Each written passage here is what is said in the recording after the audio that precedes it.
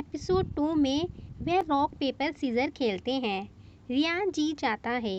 इधर यूनू और हाना भी वहीं आ रहे होते हैं। यूनू अपना न्यू बिल्डिंग में शिफ्ट हो रही होती है। उसके हाथ में जो सामान होता है वह उसके हाथ से गिर जाता है। उसमें से एक बॉल उन तीनों के पास आ जाती है। हानजुन का डॉग उससे खेलने लगता है। रियान पूछता है क्या वह अंदर जा रही है। यूनू को अपनी बॉल नहीं दिखती तो वह अपनी दोस्त से पूछती है वह बॉल नहीं दिख रही, मुझे उसे वापस करना है। रियान वहां लुढ़क कर आया एक डब्बा उन्हें वापस देने जाता है। हानजुन अपने डॉग से वह बॉल मांगता है। रियान यूनू से कहता है अगर आप बॉल ढूंढ रही हैं तो वह मेरे दोस्त के पास है। वह हानजुन को कहता है बॉल वापस दे दो। यूनू अपनी बॉल लेने हानजुन के पास जाती है। हानजुन उसकी तरफ देखकर घबराता है। हानजुन का डॉगी कहता है यह एक लड़की है। हानजुन घबराओ मत। हानजुन अपना फेस घुमा लेता है और मन में कहता है मेरे पास मत आओ प्लीज। पास्को हानजुन को देखकर बोलता है तुम क्या कर रहे हो, इसे उसको दे दो। हानजुन वह बॉल फेंक कर दे देता है। सब उस बॉल को देखते हैं। यूनू वह बॉल कूद कर पकड़ती है तो वह नीचे गिर जाती है। हाना यूनू के पास जाकर पूछती है तुम ठीक हो। यूनू कहती है ये एम्बैरेसिंग है। हाना पूछती है क्या तुम्हें चोट लगी, क्या तुमको हेल्प की ज़रूरत है। पास्को बोलता है हम क्या करें, वह नहीं उठ रही, कुछ जल्दी करो। वह यूनू को जाने को कहता है पर इधर यूनू बोलती है उसे यहाँ आने से मना करो, उसे बस जाने के लिए कहो। हाना हानजुन के पास जाकर कहती है तुम यहाँ से जाओ। हानजुन बोलता है मुझे उसकी मदद करनी चाहिए। हाना बताती है नहीं वह अभी एम्बैरेसिंग है। वे तीनों वहाँ से चले जाते हैं। देर में दोनों अंदर आती हैं। हाना पूछती है क्या तुम सच में ठीक हो। यूनू बताती है हाँ सिर्फ मेरे कपड़े में मिट्टी लगी है, मुझे चोट नहीं लगी। हाना को राहत मिलती है क्योंकि वह ऐसे जो गिर गई थी। वह उसे बताती है कि तुम किसी कार्टून की तरह फ्लैट गिर गई, मैं भी चिंतित थी लेकिन ये काफ़ी फनी था। यूनू को यह शर्मनाक लगता है। हाना कहती है शायद वह चले गए हैं। यूनू को अपना बॉक्स याद आता है। वे दोनों भागकर बाहर आती हैं। यूनू अपना गिरा हुआ सामान उठाते हुए पूछती है क्या वह सचमुच चले गए। वे क्या चेक करने के लिए वेट नहीं कर सकते थे कि क्या मैं ठीक हूँ। हाना भी उससे एग्री करती है। यूनू को वह डम और रूड लगता है। देन सीन दिखाते हैं हानजुन को यूनू की चिंता होती है। वह उसके लिए दवाई लेकर वापस जा रहा होता है। रियान कहता है उसने हमें जाने के लिए कहा, मुझे यकीन है कि वह ठीक है, तुम उसे देखने के लिए पीछे क्यों मुड़े। हानजुन बताता है वह मेरे पहले प्यार की तरह दिखती है। रियान पूछता है वह बस वाली लड़की, तुम उसे फर्स्ट लव कहते हो। वह बस एक क्रश था। पर हानजुन कहता है मुझे उससे प्यार हो गया था, वह बिल्कुल उस लड़की की तरह दिखती है। पास्को पूछता है क्या होगा अगर वह बस वाली लड़की हो, तुम क्या करने जा रहे हो। हानजुन बोलता है ऐसा मत कहो, यह मेरा दिल कांप रहा है। वह तीनों वहां पहुंचते हैं तो वह वहां से जा चुकी होती हैं। सीन शिफ्ट होता है। उनकी बॉस मीटिंग करने को कहती है। हाना कहती है क्या हम मीटिंग कर सकते हैं, अभी आपका राइटर यहाँ है, हम आज बिजी हैं। बॉस बताती है मैंने पहले ही राइटर से बात कर ली है। यूनू पूछती है कंटेंट क्या है। उनकी बॉस बताती है यंग पीपल को अपने पालतू जानवर की लाइफ में कैसे हेल्प करते हैं। उन दोनों को ये टफ लगता है। यूनू को बैठने में अपने घुटने में दर्द होता है। वह वॉशरूम में आकर देखती है तो उसके पैर पर चोट लगी होती है। इधर हानजुन भी वही ऑफिस में काम करता है। यूनू बाहर आती है तो हानजुन उसे देखकर अपना पास्ट में यूनू को देखता है। वह वही बस वाली गर्ल होती है। हानजुन यूनू को हाय करता है।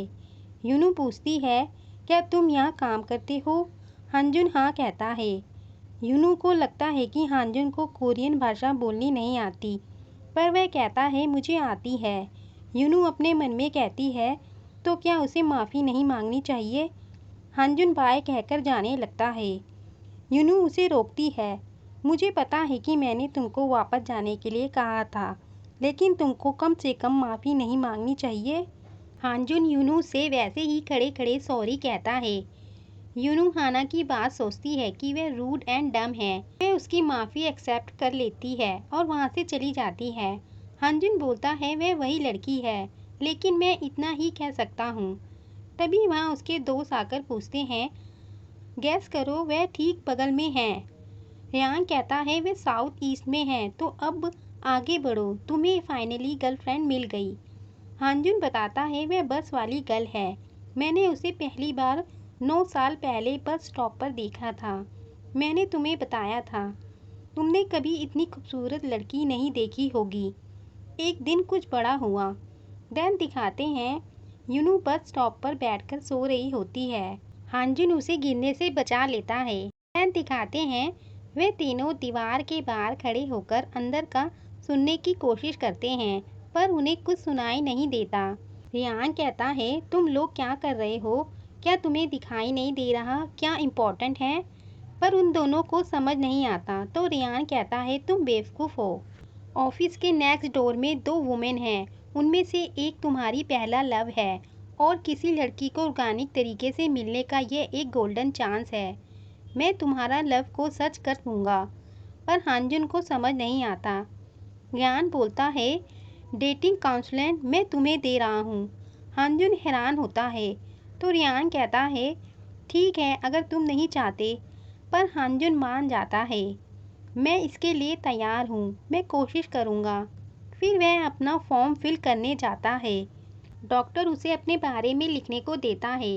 हानजुन लिखता है वुमेन से बात करते समय मेरा दिमाग ब्लैंक हो जाता है, मैं आइस कांटेक्ट नहीं कर सकता, मेरी कोई वुमेन फ्रेंड्स नहीं हैं, मेरी हरकतें अजीब हो जाती हैं, मुझे 5 से अधिक बार रिजेक्ट कर दिया गया, मेरे पास 5 से अधिक फेल्ड क्रश हैं।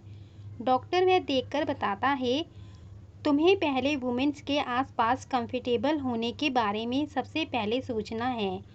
तुम यह नहीं जानते जब कोई वुमेन तुमसे बात करे तो क्या करें, इसका मतलब है कि तुम उनके साथ कंफर्टेबल नहीं हो। लेकिन इसमें चिंता की कोई बात नहीं है, वुमेन के सामने खुद को एक्सपोज करते हो और एक्सपीरियंस हासिल करते हो तो सारी प्रॉब्लम्स गायब हो जाएंगी। हानजुन कहता है लेकिन मेरे आसपास कोई वुमेन्स नहीं हैं, यहाँ तक कि मेरे सभी कज़न भी लड़के हैं। डॉक्टर हानजुन को देन वह दोनों एक बार में आते हैं। हानजुन पूछता है हम क्लास यहाँ कर रहे हैं। डॉक्टर बताता है ये हमारी हेल्प करेंगी। वे वहाँ जाकर बैठते हैं। डॉक्टर हानजुन का नाम बताता है। उनमें से एक लड़की हानजुन को हैंडसम कहती है। डॉक्टर सबके लिए शॉट मंगवाता है। वे गेम खेलकर ड्रिंक करते हैं। हानजुन की तरफ वह बोतल आती है तो वह खुश हो जाता है। डॉक्टर उसे कहता है तुम खुश हो रहे हो, क्या तुम प्यासे हो? हानजुन को लगता है कि वह बोतल डॉक्टर की तरफ आई है। डॉक्टर हानजुन को कहता है तुम लुक्स तो अच्छे देते हो, चलो अब बातचीत करने की कोशिश करें। लड़की हानजुन से उसकी एज पूछती है। हानजुन अपनी एज 25 बताता है, तो लड़की कहती है मैं भी 25 की हूँ, चलो फ्रेंडशिप करते हैं। हानजुन अजीब सा जवाब देता है, तो डॉक्टर हानजुन को समझाता है ये जवाब सभी के लिए अजीब है, दोबारा ट्राई करो।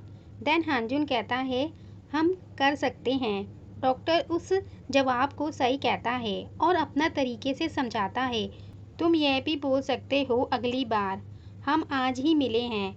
लड़की खुश होकर बोलती है ज़रूर। तो डॉक्टर हानजुन को बताता है ये रिएक्शन देखो, इस तरह तुमको बहुत आगे बढ़े बिना एक और डेट मिल रही है। हानजुन डॉक्टर को अमेजिंग कहता है। डॉक्टर बोलता है बस इतना मत कहो, कुछ नोट कर लो तो तुमको याद होगा, तुम अभी इसकी प्रैक्टिस कर सकते हो। फिर हानजुन से लड़कियां सवाल करती हैं और हानजुन ड्रिंक करते करते उनका जवाब देता है। थोड़ी देर बाद डॉक्टर कहता है आज के लिए इतना ही। वह हानजुन को कहता है मैं एक्चुअली में चिंतित था, लेकिन तुमने अच्छा काम किया, मैं तुमको ईमेल से फीडबैक दूंगा। तुम्हारी अगली क्लास में हम बातचीत की कला सीखेंगे। हानजुन कहता है मैं आज सीखी गई चीज़ों को लर्न करूँगा। सब उसके लिए ताली बजाते हैं। डॉक्टर बोलता है तुम मॉडल स्टूडेंट हो, वन ऑफ द बेस्ट, लेकिन हमें अब जाना है। वे सब चले जाते हैं। हानजुन को भूख लगी होती है। वह अपना ऑर्डर देता है। वह वहाँ बैठी यूनू को देखता है। वह बोल रही होती है, लड़के ऐसे बेवकूफ़ क्यों होते हैं?